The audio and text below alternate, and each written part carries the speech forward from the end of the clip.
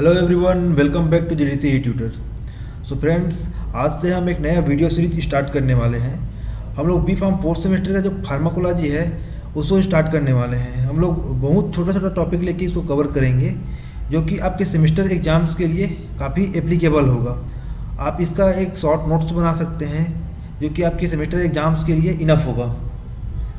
सो हम लोग छोटा छोटा टॉपिक लेके इसको कवर करेंगे, ज़्यादा लेंदी वीडियो नहीं बनाएंगे। इसमें हम लोग सबसे फर्स्ट कवर करेंगे इंट्रोडक्शन टू फार्माकोलॉजी, जो आपके न्यू पीसीआई सिलेबस में सबसे फर्स्ट टॉपिक है। ये आपका सिलेबस है, आप यहाँ देख सकते हैं। इसमें फर्स्ट चैप्टर में इंट्रोडक्शन टू फार्माकोलॉजी है, जिसके अंदर हम लोग पहली वीडियो में अपने कवर करेंगे हम लोग definitions, historical landmark and scope of pharmacology. तो चलिए स्टार्ट करते हैं। सो सबसे पहले डेफिनेशंस की बात करेंगे तो हम लोग फार्माकोलॉजी का डेफिनेशंस देखते हैं।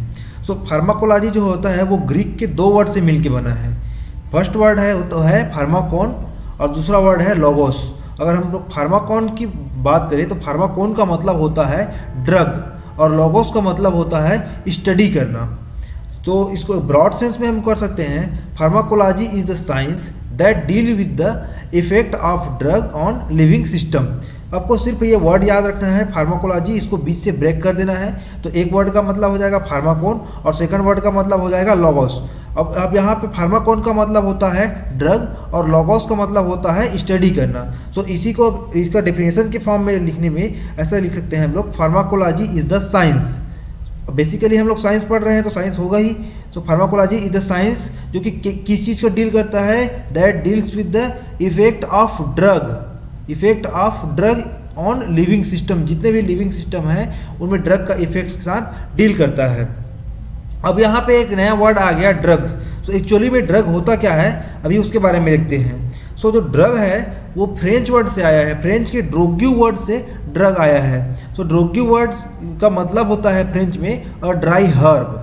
मतलब हमारे प्राचीन काल में किसी भी डिसीज़ को ट्रीटमेंट करने के लिए जो सब्सटेंस यूज़ करते थे वो क्या है, ड्राई हर्ब, जो सूखे या आइदर जो पेड़ की पत्ती को यूज़ कर लेते थे, उसके छाल को, मीन्स बार्क को या रूट को या प्लांट के किसी पार्ट को यूज़ करते थे। इसलिए वो ड्रोग्यू वर्ड, फ्रेंच वाले लोग उस वर्ड के लिए ड्रोग्यू वर्ड यूज़ करते थे, जिसका मतलब होता था ड्राई हर्ब्स। सो अब यहाँ पे हम लोग ड्रग का डेफिनेशंस देखेंगे। So drug it is the single active chemical entity. Drug क्या होता है, एक सिंगल एक्टिव केमिकल कंपाउंड होता है जो कि मेडिसिन में प्रेजेंट रहता है, विच present in the medicine that is useful for. जो ड्रग होता है वो किसके लिए यूज होता है, डायग्नोसिस, प्रिवेंशन, ट्रीटमेंट और क्योर ऑफ अ डिसीज। किसी डिसीज़ के डायग्नोसिस मीन्स होता है पता लगाना, किसी डिसीज़ को पता लगाना ह्यूमन बॉडी में। प्रिवेंशन मीन्स होता है अगर उस बीमारी का पता चल गया है तो उसका रोकथाम कैसे करना है। ट्रीटमेंट मीन्स हो गया कि अगर वो बीमारी आपके शरीर में आ गया है तो उसको आपके शरीर से एलिमिनेट कैसे करना है। इन चार पर्पस के लिए जो केमिकल एंटिटीज़ का यूज़ करते होता है, वो जो कि प्रेजेंट रहता है मेडिसिन में, उसको कहा जाता है ड्रग्स। सो ये हुई ड्रग्स के डेफिनेशंस। बट ये जो ड्रग्स के डेफिनेशंस हैं ये पुरानी डेफिनेशंस हैं, ये सिर्फ डिसीज़ ओरिएंटेड डेफिनेशंस हैं। मतलब ये जो डेफिनेशंस क्या साबित कर रहा है कि ये किसी डिसीज़ हुआ है तभी उस डिसीज़ को ट्रीट करने के लिए हम लोग ड्रग ले सकते हैं, ये प्रूफ कर रहा है। बट यहाँ पे हम लोग कुछ केसेस में देखे गए हैं, लाइक हम लोग कॉन्ट्रासेप्टिव पिल लेते हैं। मतलब जो प्रेग्नेंट लेडी अनवांटेड प्रेगनेंसी को एलिमिनेट करने के लिए कॉन्ट्रासेप्टिव यूज़ करते हैं, वो किसी डिसीज़ को नहीं है, वो किसी टाइप का डिसीज़ नहीं है, बल्कि वो ह्यूमन बेनिफिट्स के लिए यूज किया गया है। वहाँ पे भी ड्रग यूज़ होता है। अब एक एक्सेप्शन ये भी है ब्लड का। ब्लड क्यों कोई केमिकल एंटिटी या केमिकल कंपाउंड नहीं है, बट फिर भी वो ह्यूमन के किसी डिसीज़ को ट्रीटमेंट करने के लिए यूज़ किया जाता है। लाइक किसी को एनीमिया हो गया, सो उसका ब्लड हीमोग्लोबिन लेवल एकदम कम हो जाता है, सो उस केस में उसको दूसरे पर्सन्स का ब्लड चढ़ाया जाता है। सो वो केस भी वो डेफिनेशन फॉलो नहीं कर रहा है। सो उसके लिए WHO ने 1966 में एक कॉम्प्रिहेंसिव डेफिनेशन दिया जो कि दोनों सेंटेंस को कवर करता है। सो WHO ने जो डेफिनेशन दिया उसके according, the drug is a bioactive compound जो ड्रग होता है यहाँ पे केमिकल एंटिटी नहीं रख के एक बायो एक्टिव कंपाउंड रख दिया गया। बायो एक्टिव कंपाउंड मतलब जो ह्यूमन बॉडी पे इफेक्ट करे और जो इसका एक्टिविटी बायोलॉजिकल एक्टिविटी शो करे, ना कि ओनली केमिकल एंटिटी कंपाउंड बोल रहा है। सो यहाँ पे ब्लड वाला जो प्रॉब्लम था वो सॉल्व हो गया। विच अल्टर द पैथोफिजियोलॉजिकल कंडीशंस, जो कि ह्यूमंस के मतलब हम लोगों के पैथोफिजियोलॉजिकल कंडीशन को अल्टर करता है, मिस चेंज करता है फॉर द पेशेंट बेनिफिट, जो कि पेशेंट के बेनिफिट के लिए हो। अब ये दूसरा जो सेंटेंस बोल रहा है वो कॉन्ट्रासेप्शन वाला जो सेंटेंस है उसको फिलअप कर रहा है। मतलब उस किसी डिजीज़ का नाम नहीं ले रहा है, किसी डिजीज़ का प्रिवेंशन, डायग्नोसिस, ट्रीटमेंट इसका नाम नहीं ले रहा है। यहाँ पे बोल रहा है पैथोफिजियोलॉजिकल कंडीशन को ह्यूमन बेनिफिट्स के लिए अल्टर करता है। मतलब अनवांटेड प्रेगनेंसी हो गई, उसको एलिमिनेट करना है बॉडी से। सो उस वो की कोई डिसीज कंडीशन नहीं है, बट वो ह्यूमन के बेनिफिट्स के लिए यूज़ किया जा रहा है। दैट्स वाई ये डेफिनेशंस जो WHO द्वारा कंप्रोहेंसिव डेफिनेशंस दिया गया, इसमें जो इस वाले डेफिनेशंस में जो कमी थी उसको दूर करने के लिए। इन दोनों डेफिनेशंस को जानने के बाद हमें कुछ और डेफिनेशंस को जानने की आवश्यकता होगी फार्माकोलॉजी पढ़ने के लिए। मीन्स अगर फार्माकोलॉजी को आसान बनाना है तो हमको वो डेफिनेशंस मालूम होने चाहिए। सो उस फर्स्ट है फार्माकोकाइनेटिक, सेकंड है फार्माकोडायनेमिक्स। सो अब फार्माकोकाइनेटिक्स का मतलब होता है what the body does to the drug, मतलब हमारा जो बॉडी है वो ड्रग के साथ क्या कर रहा है इसकी स्टडी करना कहलाता है फार्माकोकाइनेटिक। बेसिकली जो फार्माकोकाइनेटिक होता है वो ग्रीक के काइनेसिस वर्ड से बना है, जिसका मतलब होता है मूवमेंट। अब मतलब हम लोग इसको सिंपल वर्ड में ये बोल सकते हैं movement of the drug through out the body. मतलब हमारे बॉडी के अंदर में ड्रग्स का मूवमेंट कैसा हो रहा है और उसके अगेंस्ट हमारा बॉडी कैसा रिस्पॉन्स कर रहा है, इस चीज़ की स्टडी कहलाता है फार्माकोकाइनेटिक्स। अगर इसकी डेफिनेशन बेसिस पे जाएंगे, it refers to the movement of the drug in the alteration of the drug by the body. मतलब जो ड्रग का जो मूवमेंट होता है बॉडी में और हमारा जो बॉडी का जो अल्ट्रेशन होता है ड्रग के अगेंस्ट, उस चीज़ को हम लोग फार्माकोकाइनेटिक्स बोलते हैं। इसमें हम लोग बेसिकली ड्रग के एब्जॉर्प्शन, ड्रग का distribution, binding and ionization and storage and bio transformation, miss होता है मेटाबॉलिज्म और एक्सक्रीशन का स्टडीज करते हैं। इसके बारे में हम लोग डिटेल्स में जाएंगे अपने फर्दर आने वाले क्लासेस में। सेकंड है जो है वो है फार्माकोडायनेमिक्स। तो फार्माकोडायनेमिक्स जो वर्ड है वो ग्रीक के डायनेमिक्स सब वर्ड से आया है, जिसका मतलब होता है पावर। पावर मतलब ये इसका मतलब ये होता है what does the drug to the body, मतलब जो ड्रग होता है वो हमारे बॉडी के अंदर क्या करेगा, इस चीज़ की स्टडी कहलाता है फार्माकोडायनेमिक्स। बेसिकली इसमें हम लोग स्टडी करते हैं mechanism of actions in organ system, सब सेलुलर लेवल या मैक्रोसेलुलर लेवल। मतलब हमारे जो सेलुलर लेवल पे ड्रग जाके किस रिसेप्टर पे बाइंड करता है, बाइंड होने के बाद उसमें क्या बायोलॉजिकल रिस्पॉन्स शो करता है, कौन कौन से ADR शो करता है, इस चीज़ की डिटेल्स स्टडी कहलाती है फार्माकोडायनेमिक। अब ये वर्ड याद रखो, what the drug does to the body, मतलब जो ड्रग होता है वो हमारे बॉडी के साथ क्या क्या कर सकता है, इस एस्पेक्ट्स की स्टडी फार्माकोडायनेमिक्स कहलाती है। अब नेक्स्ट देखते हैं, लाइक देखना इस वीडियो में, इस क्लिप पे देखना, ये ड्रग जो इंजेस्ट हुआ है ये जाएगा स्टमक में ये डिजॉल्व होके एब्जॉर्व होके हमारे ब्लड में जाएगा, इसको बोलेंगे डिस्ट्रीब्यूशन। ब्लड में जाने के बाद ये किसी साइट एक्शन पे जाएगा, मिस रिसेप्टर पे बाइंड करेगा, वहाँ से अपना ये एक्शन शो करेगा, वो एक्शन हो जाएगा फार्माकोडायनेमिक्स। अब वो एक्शन शो करने के बाद उसमें बायो ट्रांसफॉर्मेशन होगा, मतलब मेटाबॉलिज्म होगा ड्रग का, वो कहा जाएगा मेटाबॉलिज्म। उसके बाद वो जो ड्रग है वो बॉडी से एलिमिनेट कर दिया जाएगा, उसको बोलेंगे हम लोग एक्सक्रीशन। अब नेक्स्ट देखते हैं, नेक्स्ट है फार्माकोथेरेप्यूटिक्स। सो फार्माकोथेरेप्यूटिक्स भी दो वर्ड से मिलकर बना होता है, फार्माकोन और थेरेप्यूटिक्स। फार्माकोन का मतलब होता है ड्रग्स और थेरेप्यूटिक्स का मतलब होता है ट्रीटमेंट करना या उपचार करना। So basically it is the application of the pharmacological informations, मतलब हमारे पास जो हमारे ड्रग्स है उसका फार्माकोलॉजिकल इंफॉर्मेशंस हैं, मतलब हमारे ड्रग्स का फार्माकोकाइनेटिक और फार्माकोडायनेमिक्स पैरामीटर्स आपके पास है, आप ड्रग के बारे में जानते हैं और उसी के साथ आप किसी डिसीज़ के बारे में भी नॉलेज रखते हैं। लाइक आपका हाइपरटेंशन को ट्रीट करना है तो हाइपरटेंशन में यूज होने वाला ड्रग लाइक अल्फा ब्लॉकर या बीटा ब्लॉकर का आपको सारे के सारे pharmacological action means pharmacokinetic and pharmacodynamic आपको पता है। उसके साथ साथ आपको हाइपरटेंशन के बारे में भी पता है कि हाइपरटेंशन में क्या होता है, ब्लड प्रेशर इंक्रीज हो जाता है। सो इस डिजीज को ट्रीटमेंट करने के लिए या प्रिवेंशन करने के लिए यूज कर इन दोनों नॉलेज को आप मिक्स करके आप फार्माकोकाइनेटिक प्रोफाइल और जो डिसीज के नॉलेज है इन दोनों को मिक्स करके आप किसी डिसीज का प्रिवेंशन करेंगे, मिटिगेशन करेंगे या क्योर करेंगे। इस चीज़ को बोलेंगे हम लोग फार्माकोथेरेपिटिक्स। नेक्स्ट है क्लिनिकल फार्माकोलॉजी। क्लिनिकल फार्माकोलॉजी में क्या होता है, it is the systemic study of a drug in man. जो क्लिनिकल फार्माकोलॉजी होता है किसी ड्रग का सिस्टमिक स्टडी करना मेन में, मतलब इंसानों में सिस्टमिक स्टडी करना कहलाता है क्लिनिकल फार्माकोलॉजी। ये स्टडी होता है बोथ पेशेंट पे भी होता है और वॉलंटियर पे, जो हेल्दी वॉलंटियर्स होते हैं उन पे भी यूज़ होता है। ये स्टडीज़ क्यों करते हैं, जो ड्रग है हमारा जो मॉलिक्यूल्स हैं उसका इवैल्यूएशन किया जाता है, उसके फार्माकोकाइनेटिक और फार्माकोडायनेमिक पैरामीटर्स का डाटा का इवैल्यूएशन किया जाता है कि उस ड्रग का सेफ्टी कितना है, उस ड्रग का एफिकेसी कितना है। सेफ्टी मीन्स हम वो ड्रग जो ले रहे हैं वो हमारे लिए कितना सेफ है, एफिकेसी मीन्स इफेक्टिव कितना है हमारे बॉडी में जाके वो क्या क्या एडवर्स रिस्पॉन्स शो कर सकता है। इस चीज़ को कंपैरेटिव स्टडीज़ कहलाता है क्लिनिकल फार्माकोलॉजी। अब एक और डेफिनेशन आती है कीमोथेरेपी। सो कीमोथेरेपी भी दो वर्ड से मिल के बना होता है, एक हो गया कीमो, सेकंड हो गया थेरेपी। सो ये जो कीमोथेरेपी है वो किस चीज़ से डील करता है, treatment of the infections disease और कैंसर के साथ। मतलब आपके बॉडी में कोई इन्फेक्शंस हो गई या फिर कैंसर्स हो गया, उसको किसी केमिकल कंपाउंड से आप उसकी थेरेपी कर रहे हैं, केमिकल कंपाउंड यूज़ करके उसकी थेरेपी कर रहे हैं, तो वो स्टडी कहलाती है कीमोथेरेपी।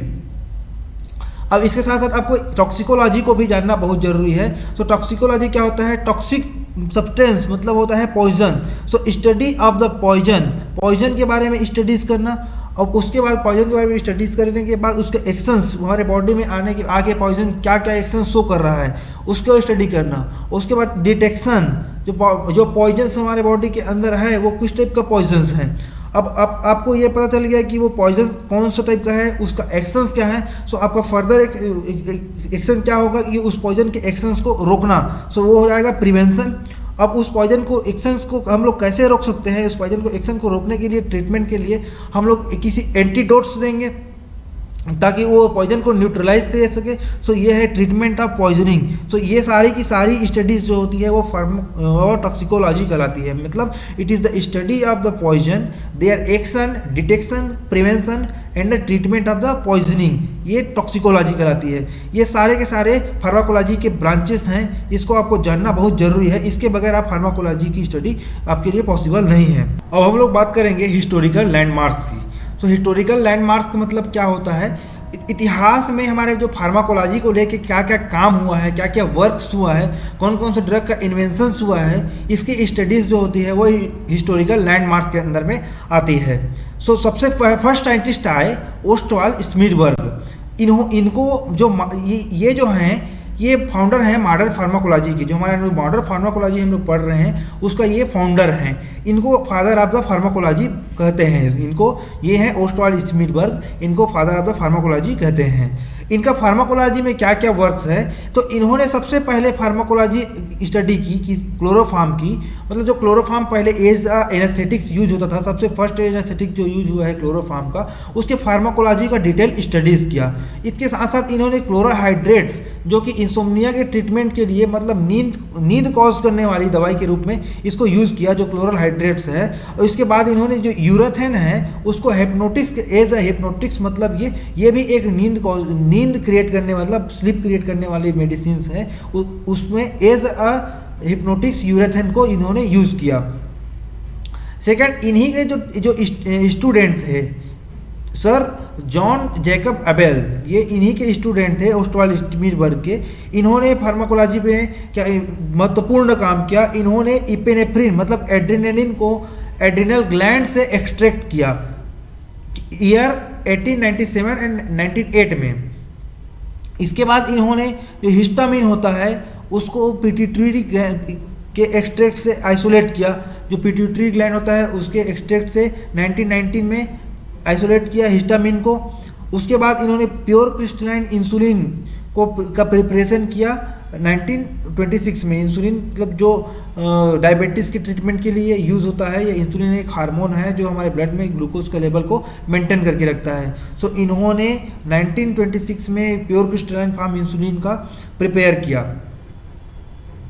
फिर एक साइंटिस्ट आए सर एल्फ्रेड जोसेफ क्लार्क। इन्होंने general mechanism of drugs with receptors इसका स्टडीज़ की। मतलब जो ड्रग्स होती है वो हमारे बॉडी में आने के बाद आफ्टर एब्जॉर्प्शन जिस रिसेप्टर पे जाके बाइंड करती है, जो ड्रग रिसेप्टर का एक्शंस होता है, वो उस चीज़ का इन्होंने पता लगाया, जो कि आज हमारे फार्माकोलॉजी में सबसे ज़्यादा ब्रॉड सेंस में यूज़ होता है। सबसे मेन चीज़ होता है ड्रग्स का मैकेनिज्म ऑफ एक्शन, चाहे वो अल्फा रिसेप्टर पे एक्ट करे, चाहे मस्करेनिक रिसेप्टर पे एक्ट करे, गाबा पे एक्ट करे, डोपामिन पे एक्ट करे। हम ये नहीं जानते थे, इन्होंने बताया कि ड्रग्स जो है वो किसी रिसेप्टर्स के साथ बाइंड करके अपना एक्शंस शो करता है। इनके बाद जो साइंटिस्ट आए सर हेनरी डेल, इन्होंने फार्माकोलॉजी में एक नया रिवॉल्यूशंस ला दिए। इन्होंने सबसे पहले क्या किया, जो न्यूरोट्रांसमीटर होता है एसिटाइल कोलिन। न्यूरोट्रांसमीटर का मतलब क्या होता है, न्यूरो मीन्स होता है नर्व्स एंड ट्रांसमीटर्स का मतलब होता है एक केमिकल सब्सटेंस जो कि जो नर्व्स के इम्पल्स को, सिग्नल्स को एक प्लेस से दूसरे प्लेस में ले जाने के लिए जो कि रिस्पॉन्सिबल रहता है, उसको बोलते हैं हम लोग न्यूरोट्रांसमीटर। सो फर्स्ट न्यूरोट्रांसमीटर इन्होंने आइसोलेट किया एसिटाइल कोलिन इन ईयर 1914 में। इसके बाद इन्होंने हिस्टामिन को एनिमल टिश्यू से आइसोलेट किया। अब इससे पहले जो हम लोग जो अबेल सर थे, उन्होंने जो पिट्यूटरी ग्लैंड से हिस्टामिन को आइसोलेट किया था। इन्होंने जो हेनरी डेल सर हैं, इन्होंने एनिमल टिश्यू से हिस्टामिन को आइसोलेट किया। उसके साथ ही साथ इन्होंने ये बताया कि हिस्टामिन का एलर्जी और हाइपर सेंसिटिविटी में क्या रोल है, एक्चुअली में एलर्जी कॉज क्यों होता है, हाइपर सेंसिटिविटी कॉज क्यों होता है, ड्यू टू द हिस्टामिन, ये इन्होंने ही बताया। इसके साथ साथ इन्होंने अल्फा ब्लॉकर्स की खोज की, जो कि आज हाइपरटेंशन के ट्रीटमेंट के लिए काफ़ी यूज़ किया जाता है। Alpha blocker means prazosin, terazosin etcetera. इनके बाद सर जेम्स ब्लेक आए, इन्होंने भी बीटा ब्लॉकर की डिस्कवरी की। बीटा ब्लॉकर मतलब प्रोप्रानोलॉल का। सो सबसे पहले जो बीटा ब्लॉकर यूज़ हुआ वो है प्रोप्रानोलॉल, जो कि as beta adrenergic receptor blocking use हुआ था। इसी के लिए इनको ईयर 1964 में नोबेल प्राइज़ दिया गया था, जो प्रोप्रानोलॉल की डिस्कवरी के लिए।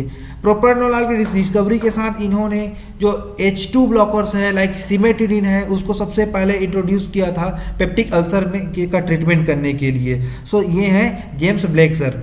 इनके बाद फिर दो साइंटिस्ट आए, ओंडेटी एंड स्क्विब। इन्होंने केप्टोप्रिल नाम का ड्रग का डिस्कवरी की ईयर 1917 में। जो केप्टोप्रिल जो ड्रग होता है वो ACE इनहिबिटर होता है। ACE इनहिबिटर मतलब एंजियोटेंसिन कन्वर्टिंग एंजाइम जो होता है वो एंजियोटेंसिन 1 से एंजियोटेंसिन 2 के कन्वर्जन के लिए रिस्पॉन्सिबल होता है, जो कि वेसोकॉन्स्ट्रिक्टर होता है।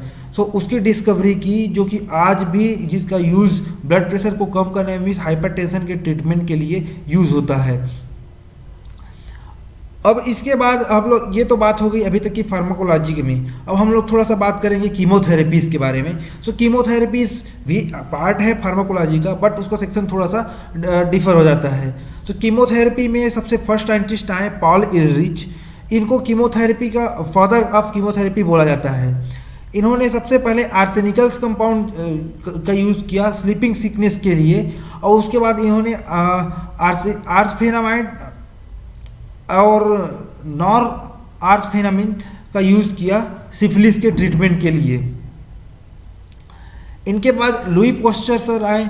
इन्होंने सबसे पहले एंटीबायोटिक का फिनोमेन डेवलप किया। एंटीबायोटिक होता क्या है? Antibiotic is a substance which obtained from the microorganism and used to suppress or kill the other microorganism. So first antibiotics का फिनोमिना लुई पोस्चर सर ने दिया। उसके बाद फिर आए अलेक्जेंडर फ्लेमिंग। जो अलेक्जेंडर फ्लेमिंग है, उन्होंने कीमोथेरेपी में एक नई रिवॉल्यूशंस ला दी। इन्होंने पेनिसिलिन का डिस्कवरी किया। पेनिसिलिन की डिस्कवरी की ईयर 1928 में। एक मोल्ड है पेनिसिलियम नोटाटम, जिससे कि इन्होंने पेनिसिलिन को आइसोलेट किया और उसका यूज़ किया डिफरेंट टाइप के इन्फेक्शंस को कंट्रोल करने के लिए। सेकेंड वर्ल्ड वॉर के टाइम पे इस ड्रग का काफ़ी ज़्यादा यूज़ हुआ था। इनके बाद आए डोमेक्सर। इन्होंने क्या किया, इन्होंने एक डाई लिया प्रोंटोसिल, जिसको एक पायरोजेनिक इन्फेक्शंस के ट्रीटमेंट के लिए यूज़ किया। बेसिकली ये प्रोंटोसिल एक सल्फोनामाइड डाई होता है जिसका इन्होंने इन्फेक्शंस को, पायरोजेनिक इन्फेक्शन को ट्रीट करने के लिए यूज़ किया। उसके बाद जो आए एक वॉक्समैन साइंटिस्ट, इन्होंने स्ट्रेप्टोमाइसिस का डिस्कवरी किया एक्टिनोमाइसिस से इन ईयर 1944 में। सो इन तीनों के वर्क के लिए, डोमेक, फ्लेमिंग और वॉक्समैन के वर्क के लिए इनको नोबेल प्राइज़ दिया गया। ये हैं अलेक्जेंडर फ्लेमिंग सर, ये डोमेक हैं और ये हैं वॉक्समैन सर। इन तीनों को नोबेल प्राइज़ दिया गया। अब हमारे अभी तक तो बात हुई ओवरऑल वर्ल्ड्स की, अब हमारे इंडिया के बारे में हम लोग बात करेंगे। सर रामनाथ चोपड़ा जी हैं, इनको हम लोग इंडियन फार्माकोलॉजी का फादर बोलते हैं, फादर ऑफ इंडियन फार्माकोलॉजी। इन्होंने एक्सपेरिमेंटल इवैल्यूएशन किया इंडिजीनियस एंड ट्रेडिशनल ड्रग का। जो ट्रेडिशनल ड्रग्स हो गया या फिर इंडिजीनियस हो गया, इसको एक्सपेरिमेंटल इवैल्यूएशन में लाए इन्होंने इंडिया में। अब हम लोग बात करेंगे स्कोप ऑफ फार्माकोलॉजी का।